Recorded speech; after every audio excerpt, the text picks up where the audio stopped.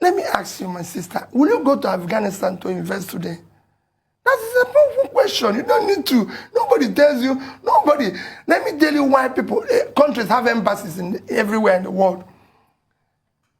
The United States Embassy in Nigeria is the only credible entity an investor in the US will listen to come to Nigeria.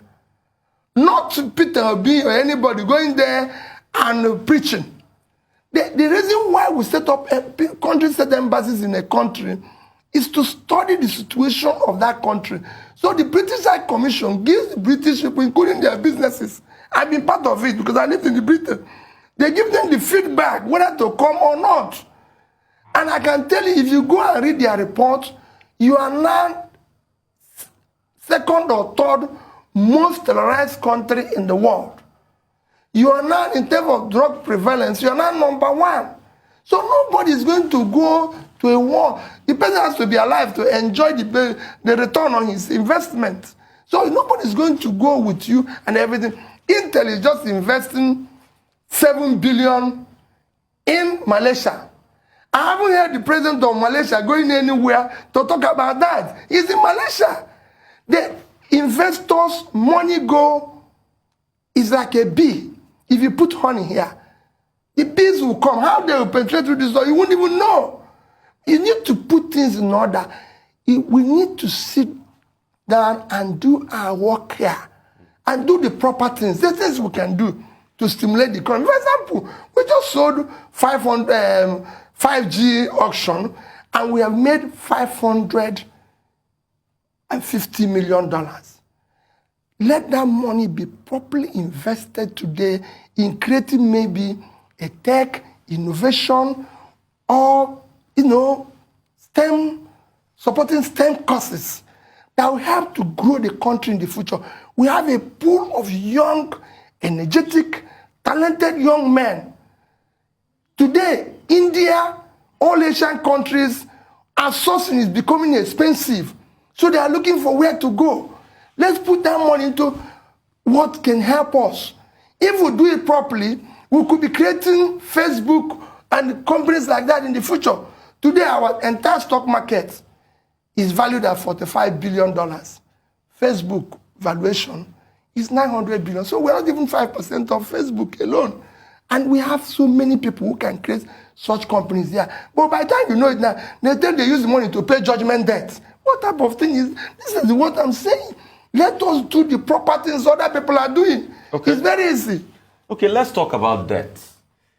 With this budget of 16 trillion proposed budget, we're going to take another 6 trillion deficit on top of what we have before. The debt stock has grown to about 38 trillion now, and we are still going to add more to it.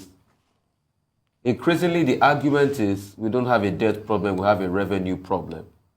But debt to service ratio at some point was over 90% in this country. Is it that we need to rethink debt? What is happening with debt? The reason why we have a problem with debt, I've said over debt, I started talking about debt since 2017. If you look at my lecture in platform in May 1, there's nothing wrong with borrowing. I'm a businessman. I've lived all my life by borrowing. You can't go wrong because you don't print, money is not planted in trees. Even this business you are is done by borrowing. But if you borrow for investment, it is good. If you borrow for consumption, it is bad. The reason why debt in Nigeria is having a problem is that we're borrowing for consumption.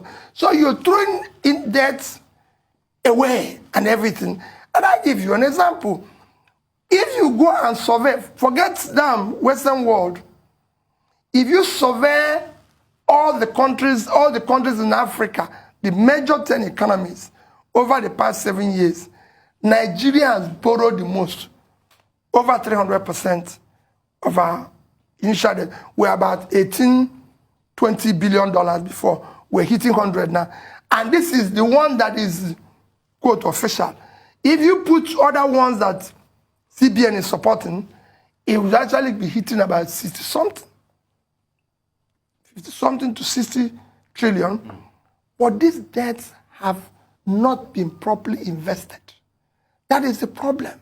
Each time you listen to this man called Mr. Peter Obi, one thing you always see is a man that knows what he is saying. He's a man that is not trying to learn work. He's a man that has studied the situation. He's a man that already has experience, both in private sector and also even in governance as the governor of Anambra State, and also as part of the economic team of President Goodluck Jonathan. And then this man has also been involved with international government operations.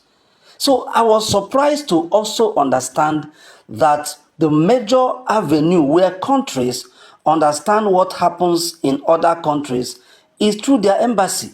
Now, this can only come from a person who is an insider, and he mentioned it. Now, the experience that this man has is something else. And this man has been interacting with government operations and government agencies and governments all over the world. Whenever you listen to this man, you will see a man that has in-depth knowledge. Is not a man that is coming into government to begin to learn how government functions. This is a man that has understood how government functions even internationally. And that is an asset. Honestly speaking, Nigerians, we have an asset in the person of Mr. Peter Obi. Each time you listen to this man attentively, you will see that he is a man that has already understudied very much. And that is why you notice he will be mentioning nations. He will be mentioning, countries. And he will be comparing those countries with Nigeria. And he does that for a reason. And then for him to be able to do those comparisons, it shows that this man has done his work very well. This man shows you a person that has done his homework thoroughly. So he is not coming into office to begin to learn what to do. And that is very, very remarkable. Yes, some others might have been doing politics. They might have been studying the politics of Nigeria for years, okay? But they only know the politics, but they know nothing about governance. They know nothing about how to improve a country. And that is the difference. That is what makes the difference. And one other thing again, whenever you listen to this man, you learn something. 1, 2, sometimes even 3 or more. On daily basis, if you listen to this man, there is always something new to learn. For instance, on the issue of how the embassies work. So, no wonder this man has been saying that all these things that Tinubu is traveling up and down looking for foreign investment, that he is just wasting everybody's time. Because those things he's traveling, whatever he may be saying, the presidents of those countries already know the truth. So they may just allow him to be talking and talking and talking, and when he finishes, they will tell him, things that he wants to hear, and when he goes, and it ends like that. The more he's traveling, the more companies are leaving Nigeria, and the more none is coming in, because it is not about his travels, but it is about what he has done in the country. It is about how he has transformed the country. For instance, you cannot be telling any foreigner to come that you have improved security. The embassies here will be telling them how many people that have been kidnapped on daily basis.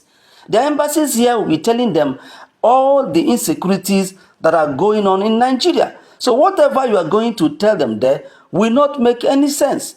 And that is why that on a very serious note, as Nigerians, we all need to come together and see how we can rally round this man called Mr. Peter Obi to support him in every way we can, by every means legally possible, so that we ensure that by 2027 we have a President Peter Obi in Aso Rock.